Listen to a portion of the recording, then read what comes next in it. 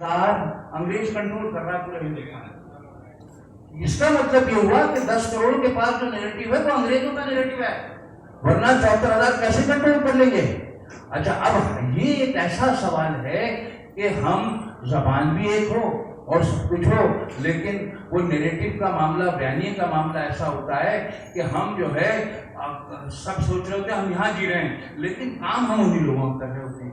تو یہ جو 1857 کی جو ہم جنگ آزادی کی بات کرتے ہیں، اور پھر خیر خواہ ہند کے بھی حوالے تم نے لگائے ہیں اس کے اندر، اور رسالہ اسباب آزادی ہند ہونا چاہیے تھا، اسباب بقا ہند کیوں کیا؟ بہت بنیادی سی بات ہے، نیریٹو کا مسئلہ ہے۔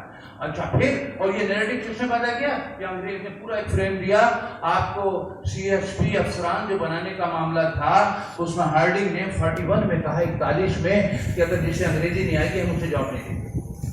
پتہ یہ چلا کہ وہ جو علم تھا آپ کا، کہیں ایسا ہوا ہے کہ آپ آزاد ہو جائیں اور قوانین 1861 اور 1836 کے چل رہے ہیں تو آپ آزادی ہوگی؟ آپ تو کالے انگریزوں کی طرح آزاد ہیں، اور کیا ہے آزادی کہاں ہے آپ کے پاس؟